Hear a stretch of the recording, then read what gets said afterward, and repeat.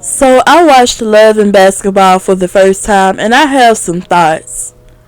Maybe if I watched this at a younger age I wouldn't think this way, but I'm an adult now. So let's get into it, shall we?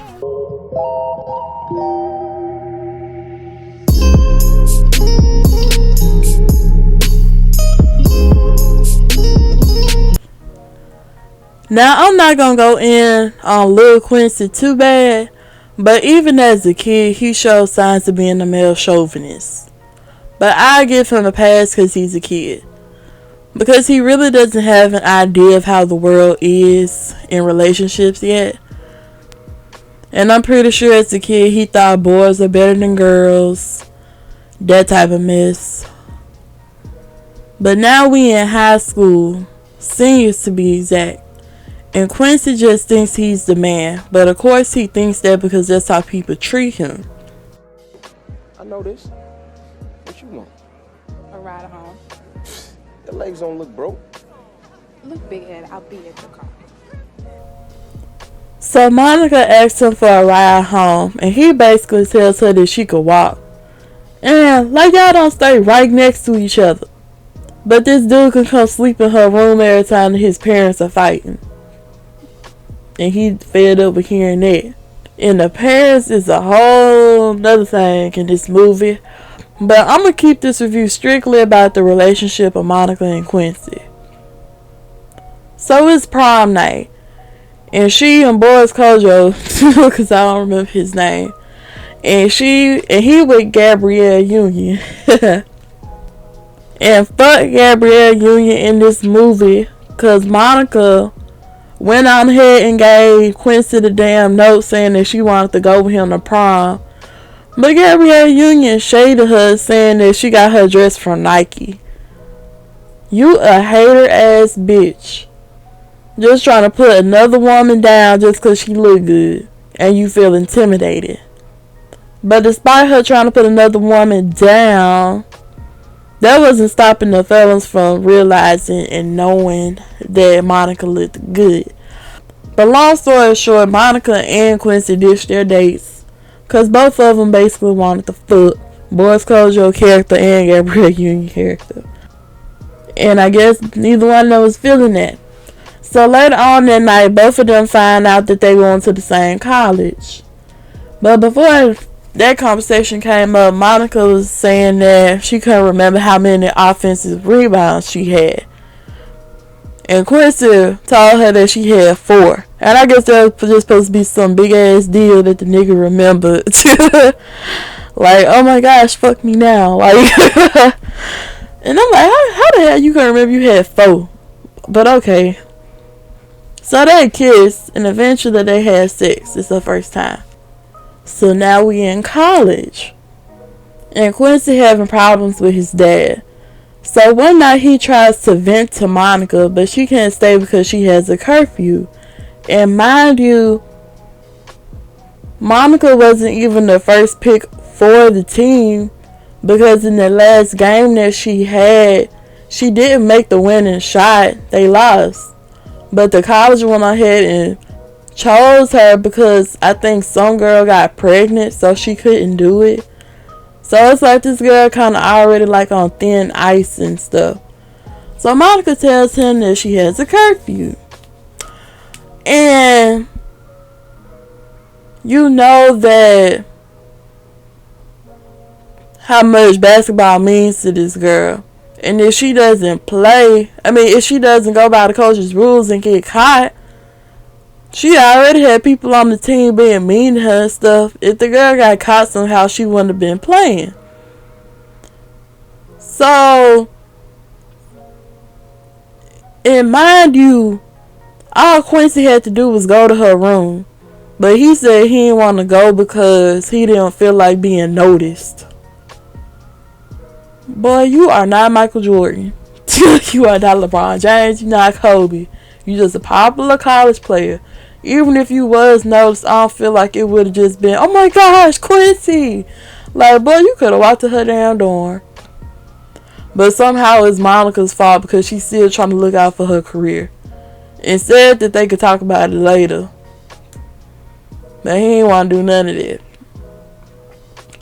But just keep this situation in mind. Like this last situation, her going to her room because she has curfew caused all these problems in their relationship.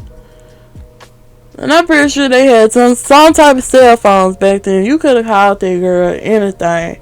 But I guess he had to start taking his anger out on her. What's up, superstar? Did you hear about your girl? She won the starting spot. Nah. Hey, what the cat got? It's on the button. So Monica has a really good game. And they end up having a celebratory party. And Quincy comes in, he didn't congratulate the girl or nothing. And then eventually he get hooked up with Mia from the best man, Monica Calhoun. Eventually he gets hooked up with her up in the party. And even after Monica sees that, she's still trying to talk to this man about his dad.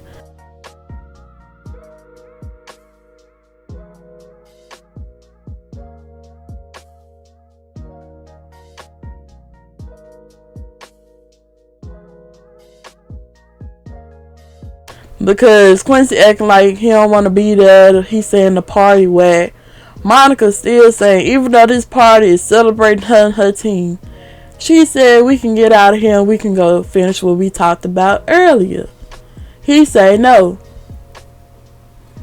And then he start acting like a drunk jerk and leaves. And she said she'll come by later. But he said, nah, I got curfew. Maybe I'll come by later. Nah, I got curfew.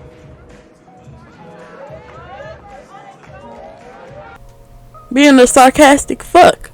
So, this girl has tried to talk to you on numerous occasions about this situation, but you instead of holding it over her head because she couldn't be there for you that one time.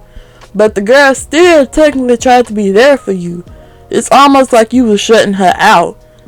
And like I said, you could have went to her room that night.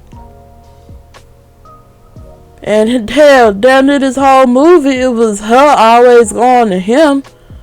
All the time I could think of in my head that he went to her was when he was going to sleep on her floor when his parents was arguing. So the next day, Monica goes and checks on Quincy.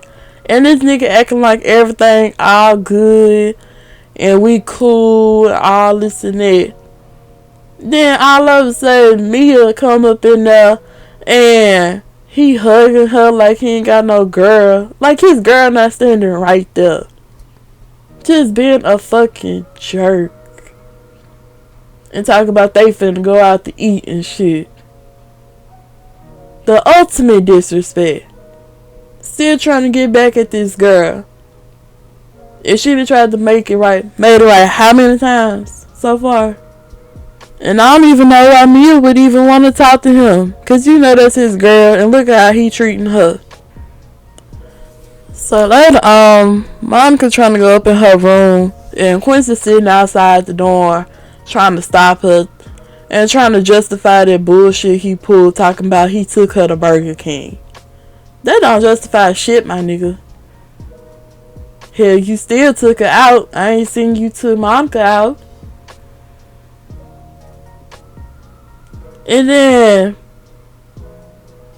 he's still talking all this bullshit, but then breaks up with Monica. Like, what the fuck was the logic?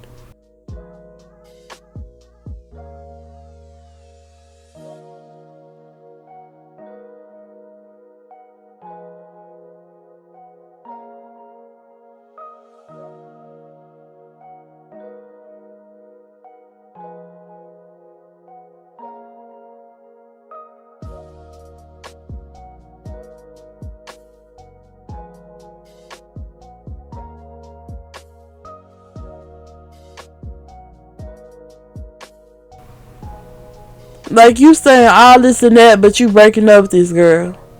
And it just seems like, he just seems like an asshole who likes to get the upper hand. Who just likes to feel like he this big man. And want to treat you bad while you treat him like a king. And that shit took Monica off guard. And she just, you can tell that she really wants to be with him. But the nigga an asshole. Like, I really feel like she could have did better than him. But then the dude talking about we could be friends. He would like for us to be friends. After everything we'd have been through, you'd have took my virginity and everything. My first fucking love. How the fuck we just gonna be friends? Cause I'm pretty sure Monica would have came up in there with some other guy. You would have been jealous, probably trying to fight the dude and everything. So no, we can't be friends.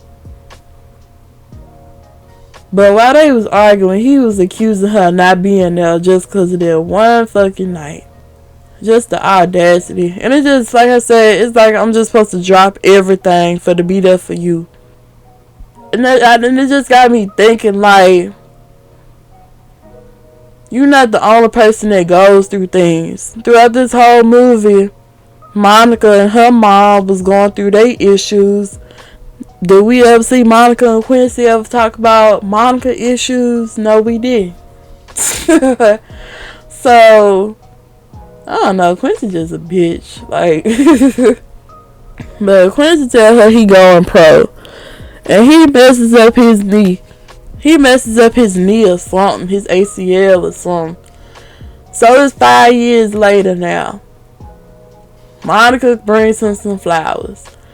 And Quincy does mention that he tried to call her a few times. Throughout the 5 years. Yeah. And Monica sees that he's engaged. And it's just like, wow. I mean, yeah, it's been 5 years since we seen each other, but And then Tyra Banks gonna come up in there like she don't see that damn girl up in her peripheral. Like, sit down. But she was telling him how ball ain't the same. And then later on, he asks her why ball isn't the same. But she never really just wants to elaborate on that. She just tells him for the drop you. And finally in the movie, Monica and her mom make amends. And her mom basically tells her that she feels like her and Quincy are right for each other. So that puts the battery in Monica's back for her to try to go win her love. So she knocks on his window. And she finna play for his icebox. And the icebox where his heart used to be. She finna play for his icebox. And he just, it's like we've been talking, we've been cool. But now all of a sudden, I'm trying to talk. All of a sudden, you got this shitty attitude. But it's like, you was just looking at my window in the... I had lights on and that, but you was staring at my window like you was reminiscing something. But me talking to you, you act like it's such a problem and issue. So he's saying, you want to put this BS on me, I'm finna get married, that ain't nothing you supposed to do. She want to play for his icebox, and the first one to 5 win. So they play. And while they play, he just, I don't know, y'all. This is how he was looking like. He just seemed like an attention whore. He want to do all that, act like he ain't interested. Then start playing her like she a dude, doing all these aggressive ass plays and shit. And then when she walking away, double or nothing. Talk about some damn double or nothing. Shit. You was a dramatic ass dude. And they ended up together. Pretty sure they got married. Had a kid. Beautiful kid. But now with all that being said, I liked the movie. I really enjoyed the movie. I liked it. I see why a lot of people like the movie. A lot of people love the movie.